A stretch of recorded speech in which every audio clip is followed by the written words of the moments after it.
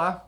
Este nosso Papo Gerais de hoje é com uma pessoa apaixonada pela história de Uberlândia, Jane de Fátima Silva Rodrigues.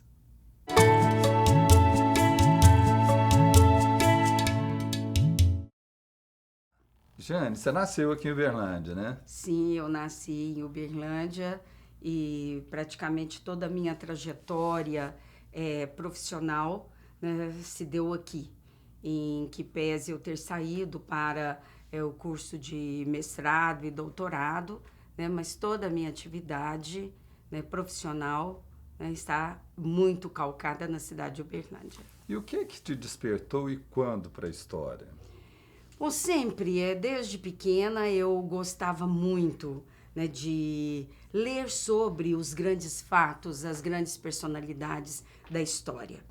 E quando eu estava às vésperas de fazer o vestibular, eu fiz o curso normal no antigo Liceu de Uberlândia, né, que infelizmente hoje fisicamente ele não existe mais, mas com certeza nas mentes dos alunos e alunas, de professores ainda, né, que estão vivos e que de uma certa forma participaram, né, do progresso intelectual de Uberlândia. Então fiz o liceu, o normal no colégio Liceu de Uberlândia e fiquei entre duas grandes áreas, né, que eu gostava muito, a literatura, ou seja, letras, e a história. E optei, né, pela história. Ainda não havia a Universidade Federal de Uberlândia, era a Faculdade de Filosofia, Ciências e Letras. Da irmã né? Hilar? Isso, né? Fui aluna, né, da irmã Hilara, a irmã Odélcia. Então, pessoas que tiveram uma contribuição fantástica, né, na criação da intelectualidade, vamos dizer assim, ou pelo menos de iniciar as pessoas para o seu desenvolvimento, né, intelectual. E optei pela história, né? Me formei e logo em seguida fui dar aulas, né, aí sim, já na Universidade Federal de Uberlândia.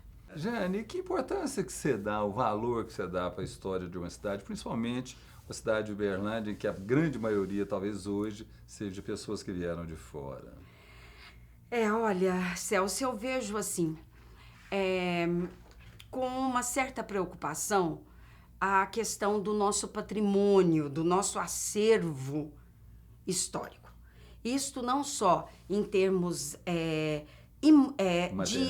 de materialidade, né? Nós perdemos praticamente quase todos os casarões do início dos anos de 1910, né, que margeavam ali a Praça Clarimundo Carneiro e subia pela João Pinheiro.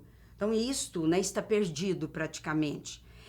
Mas nós ainda temos um patrimônio que está guardado na documentação, né, gerada desde a primeira Câmara Municipal, né, aliás, desde a instalação da Câmara Municipal em 1891. Né, as primeiras atas, os primeiros livros de recebimento de impostos. Então, nós ainda temos, né, uma documentação extraordinária que está, né, sob a posse do Arquivo Público de Uberlândia, do qual eu fui uma das, né, fundadoras. À época, eu fui convidada para organizar o Arquivo, né, Público de Uberlândia, né, no sentido de preservar ainda, né, o que restava, né, da nossa memória. Porque se eu não tiver memória, eu não tenho história. É a memória que vai me dizer, olha, né, a história está aqui presente. Só que esse tipo de material histórico, ele é pouco acessível ao cidadão, à cidadã comum. Né? Tem um valor incomensurável para nós, historiadores, né? Para nós, pesquisadores, mas com raras exceções. Por exemplo, uma criança, né, de quarta série do ensino fundamental, né, vai ler uma ata da Câmara Municipal de 1892. Né? Ou mesmo um adolescente vai, ou um adolescente do curso de Direito não vai ter acesso, né, a um processo crime de 1890, como nós temos hoje, na Universidade Federal de Uberlândia, através do CEDIS, o Centro de Documentação e Pesquisa em História.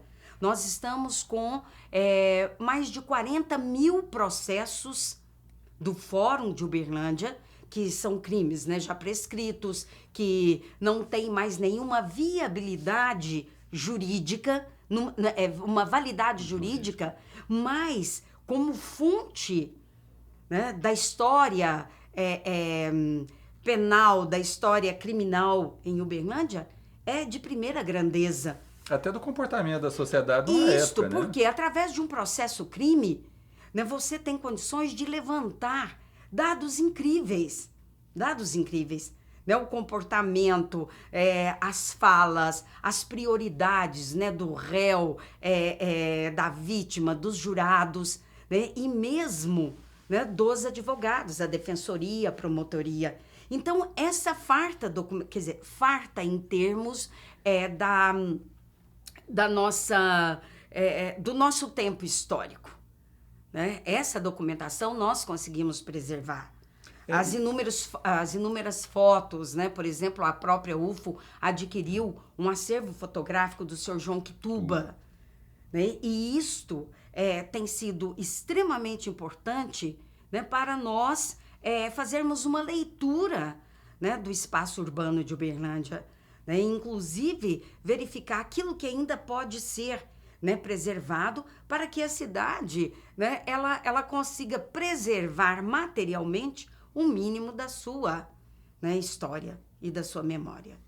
Porque os acervos, vamos dizer, materiais que nós tivemos, você estava falando da Avenida João Pinheiro, a avenida em si, né, era um patrimônio. Aqueles postes que a gente tinha lá, porque ela tinha as duas mãos, isso, né?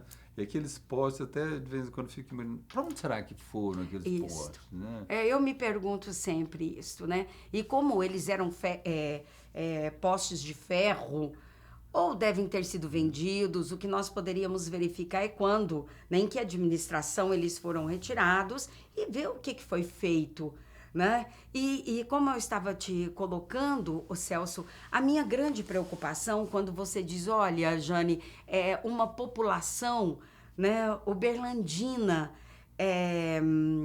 que chega e, de uma certa forma, não encontra a história explícita, né? Nós não temos grandes marcos, né? Você viaja para o exterior, né? A cada esquina você encontra um marco histórico.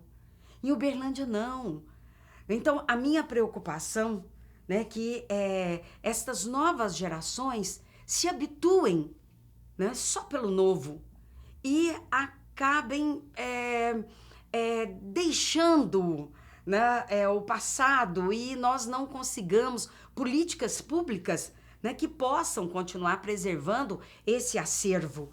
Bem, por hoje nós vamos ficando por aqui, mas nós vamos voltar no próximo programa com a outra parte da nossa conversa com a professora Jane, contando aspectos da história da nossa cidade. Até lá.